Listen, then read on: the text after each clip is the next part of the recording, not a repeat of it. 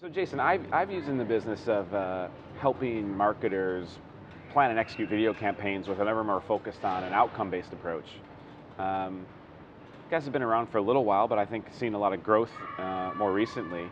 Talk about what the market need is right now that you guys are really tapping into. So we've had tremendous growth year over year. Business has doubled. We expect it to double again next year, which is no small feat. But we've just really spent a lot of time listening to marketers, listening to their needs and such. And we've done a lot of research that we've funded with Sequent partners to ask a lot more deeper questions. We spend a lot of time on the road talking to marketers about what they want, and just frankly a lot of times listening. And a couple of themes came forward. One of them is we talked a lot about how the role of the marketer has been evolving for a period of time, but accelerating more recently. Used to be marketing was perceived as a cost center, and the primary mission was to build brands, so-called brand thesis of marketing. What's been happening is they're increasingly being asked to invest marketing dollars to drive top-line sales, the investment thesis of marketing, and they're much more invested in driving the outcomes. As we've talked to marketers and done surveys, the brand thesis has always been number one, but it's poised in the next year or two to become number two behind driving sales.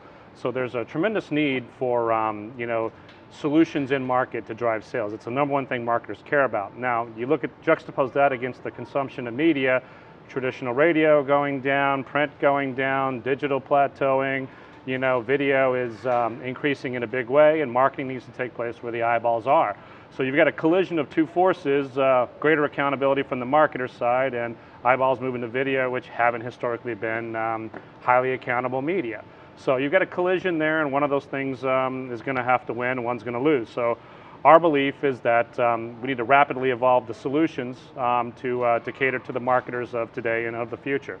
So if the role of the marketer is changing, then the solution providers better damn sure change in the solutions that they put in place and the whole ecosystem around it. So that's what got us thinking about just moving all the way towards outcomes and saying results speak louder than anything. Let's not get caught up in micromanaging a lot of the inputs and such out there, and we just said we'll put 100% of our reputation on just driving sales.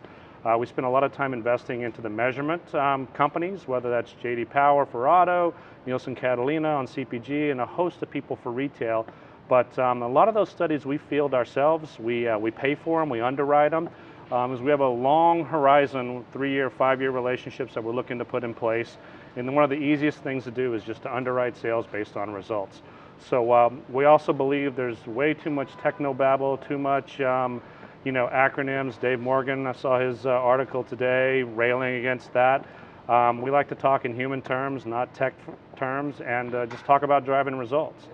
So that's why we did that. And then we found out a couple of other things that video is really video, and TV, addressable TV, social video, these are big moving places, and there's a tremendous opportunity. So we thought it was a great go-to-market strategy to be a one-stop shop for all forms of video, where you're leveraging the same audiences and leveraging the same creative iterations that we provide, same measurement tools, and really you could provide one-stop shop across the whole thing.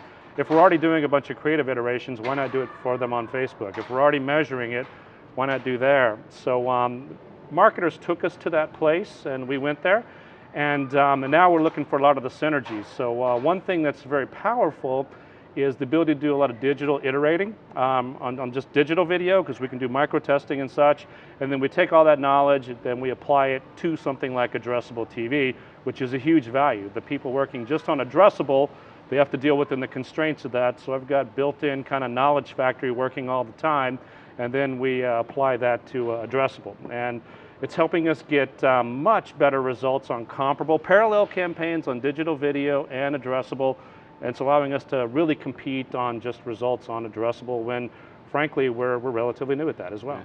So you mentioned a couple categories, retail, CPG, and auto. Mm-hmm. Are those the categories that you're seeing adoption with your solutions? And B, where in any vertical where you are seeing, what types of clients are more likely to be working with you within that vertical? The largest clients, are they more challenger brands? What are your likely client set? Yeah, so we thought a lot about what categories to focus on, and we fundamentally believe that one-to-one applies to most everything, most every categories. and personalization of communication is just much more impactful. Most people, it's intuitive for most people. They know this already. So those principles apply to all kinds of categories: telco, financial services, QSR, entertainment. I think one of the challenges, and part of what helped us focus in a little bit, was just some of the measurement capabilities. Very hard to talk about transactions in a Taco Bell since most of them are cash, no loyalty card.